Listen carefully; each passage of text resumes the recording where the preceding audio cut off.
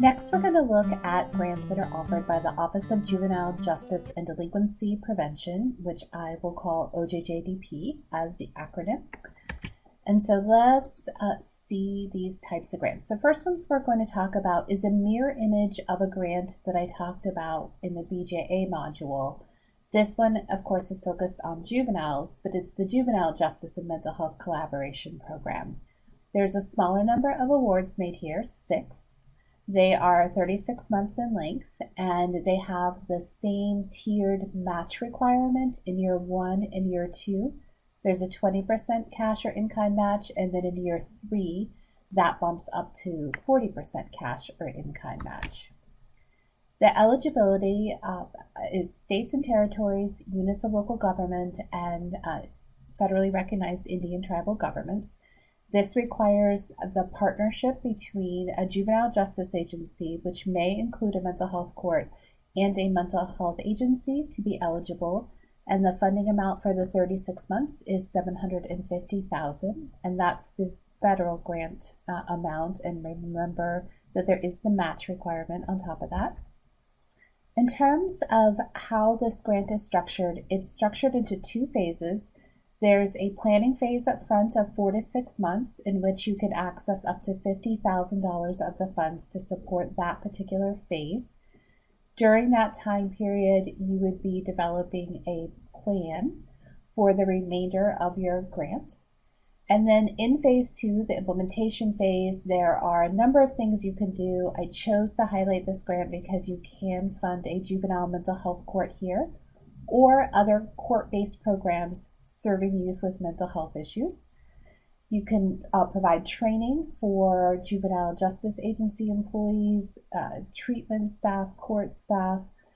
They're looking for collaborations between juvenile justice and mental health agencies to promote public safety, increase the offerings of mental health services, and support intergovernmental cooperation. So lots of broad areas that you could develop activities under. There are some specific focus areas here. They're really looking for effective collaboration between law enforcement in terms of identifying and reducing the risk of harm for youth with mental illness or co-occurring mental health and substance abuse issues. Promoting effective strategies specifically for juvenile justice involved female youth. Strategies for accessing and improving access to the use of mental health courts, and including pretrial services and treatment programs for this particular population. In FY 2020, there were some priority areas. We haven't talked a lot about what that means. I'll just quickly say it means that you get an increase in your scoring if you happen to meet a priority area in any particular fiscal year. We don't know yet whether these will be the priorities in FY 2021.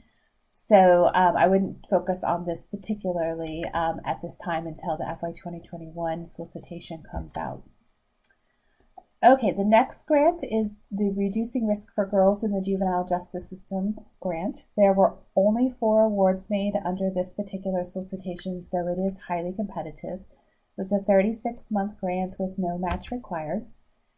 The same eligibility that we've been seeing in many of the grants, so I won't keep repeating that, and the funding amount was up to $425,000. The goal of the program is to specifically reduce risk factors and promote protective factors for girls who come in contact with the juvenile justice system. This particular grant, because it is so competitive, is the type of grant that you would want to pursue if your community has been doing significant work already in this area and perhaps has developed some specific programming already for this population and you want to expand it.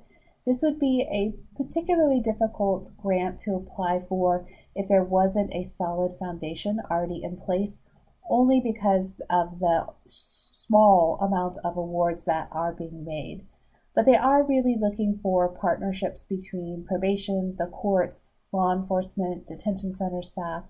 So if this is piquing your interest in any way, but you don't have the foundation in place, this would be a good thing to spend the next year thinking about, planning, working on to position yourself to apply perhaps a year out. The next grant is the Strategies to Support Children Exposed to Violence grant. There were up to 7 awards last year, and it's a 36-month grant with no match required. Same eligibility we've been seeing, and the grants are up to $1 million. The focus here is on reducing the incidence of violence through accountability efforts for juvenile offenders and responding to victimization of children, whether as a result of violence that occurs in the home, in the schools, or in communities. So they are looking for community-based approach and crime reduction strategies that focus on prevention and intervention of violent crime, as well as accountability for youth offenders. These are the types of grants you could use to do outreach strategies to increase awareness and build the capacity of families and the community to help children exposed to violence. This would be a very multidisciplinary grant for sure. The next grant program is the Family Drug Court Program. This program typically comes out every year. There were up to 23 awards for family drug courts. The grant length was 36 months, and all of the problem-solving court grants under the Office of Juvenile Program or Office of Justice Programs always have the 25% cash or in-kind match. That's consistent whether you're talking about an adult drug court, family drug court, juvenile drug court. So if you are pursuing any kind of problem-solving court grant over at OJP, you will have that match requirement. There were 3 categories last year under this program. The first was to enhance an existing family drug court, and the eligibility is the same as we've been seeing. That award amount is up to $750,000. The Category 2 grant last year was extremely narrow. It's specifically for serving veterans through family drug court programs. And then Category 3 is a broader category intended for states or large counties to apply, and the funding amount bumps up to $1 million.